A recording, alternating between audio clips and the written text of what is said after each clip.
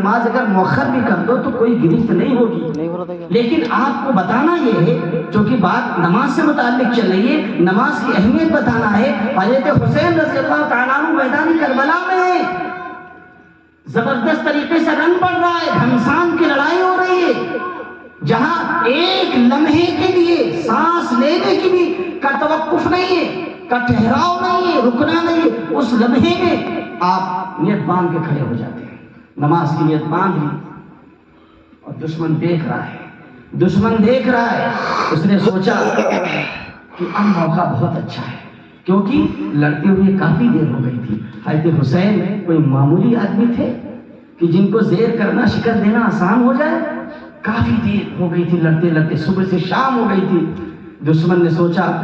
اس بندے کو پہچاننا بہت مشکل ہے، لہذا نماز کی کیفیت ایسی کہ یہ نہ لڑ سکتے ہیں، نہ بول سکتے ہیں، نہ مقابلہ کر سکتے ہیں، نہ اپنا دفاع کر سکتے ہیں، یہ نماز توڑیں گے نہیں، لہذا نماز ہی میں ان کا کام تمام کر دیا جائے۔ چنانچہ جب حضرت حسین رضی اللہ تعالیٰ عنہ نے قیام سے رکوع کیا، اور رکوع سے بعد جب آپ سجدے میں گئے، انا للہ و انا الیہ راجعون، اس وقت دشمن نے وار کر دیا، سجدے کی حالت میں وار کر دیا، اور سجدے کی حالت میں حضرت حسین رضی اللہ تعالیٰ عنہ کو شہید کر دیا گیا۔ آپ اندازہ کریں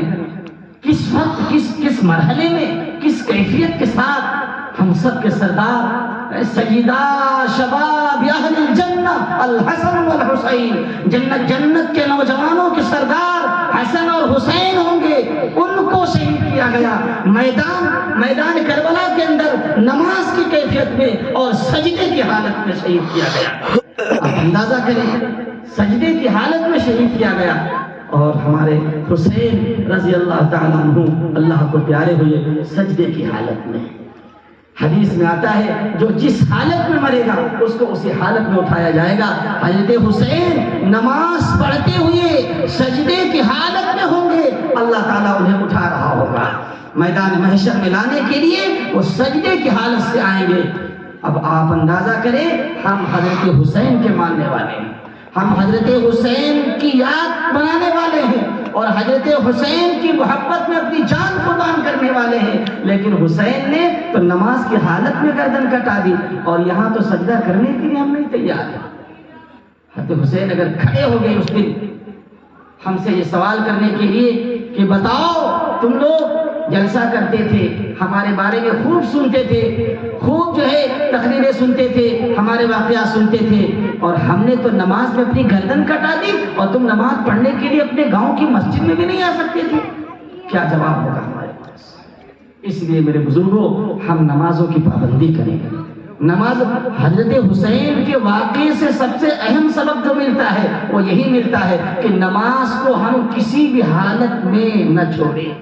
کسی بھی حالت میں نہ چھوڑیں۔ چھوڑنا تو بہت دور کی بات ہے، ہم اس کو قضا بھی نہ کریں۔ میدان کربلا میں قضا کرنے کی اجازت تھی، لیکن ہمارے حسین نے وہاں نماز قضا بھی نہیں کی، اور ہم تو نماز چھوڑتے چلے جا رہے ہیں۔ لہذا آج یہ طے کریں کہ نماز وقت پر پڑھیں گے، نماز وقت پر پڑھیں گے، اور اپنے تعلق کو اللہ سے مضبوط کریں گے۔ ہمارا تعلق اگر ہمارے اللہ سے مضبوط ہو گیا تو ہمیں لا نخاف لومۃ لائم، ہمیں کوئی ضرورت نہیں ہے کہ ہم ڈریں، خوف کریں کسی ملامت کرنے والے کی ملامت کا، بالکل نہیں پرواہ ہونی چاہیے۔ اگر ہمارا رشتہ ہمارے رب سے مضبوط ہو گیا، ہمارا رب تو وہ ہے جس نے آدم کو بغیر ماں باپ کے پیدا کیا، عیسیٰ کو بغیر باپ کے پیدا کیا، کتنے واقعات ہیں ہمارے رب کے، ہمارے رب ہی نے تو سب کچھ بنایا۔ تو جو اس کا ہو گیا، من کان للہ کان اللہ لہ، جو اللہ کا ہو گیا اللہ اس کا ہو گیا، اور اللہ جس کا ہو گیا اس کا کوئی بال بیکن نہیں کر سکتا۔ لہذا ہم اپنے اللہ سے اپنے تعلق کو مضبوط کریں، پھر انشاءاللہ ہم دیکھیں گے کس طریقے سے اللہ کے رحم کا، کرم کا، اس کی برکتوں کا اور اس کی کامیابیوں کا ہم کیسے مستحق ہوتے ہیں، اور کیسے ہمارے گھروں کے اندر ہماری نسلیں ایسی پروان چڑھے گی کہ انشاءاللہ دنیا میں بھی خیال ہمارا رکھیں گی اور مرنے کے بعد بھی وہ ہمارے لیے احسان ثواب کریں گی۔ مجھے یقین ہے کہ جو باتیں آپ حضرات کے سامنے عرض کی گئی ہیں انشاءاللہ اس پر ہم سب لوگ عمل کریں گے۔ اللہ تعالیٰ سے دعا ہے کہ اللہ تعالیٰ ہم سب کو ان تمام باتوں پر عمل کی توفیق نصیب فرمائے۔ وآخر دعوانا الحمدللہ۔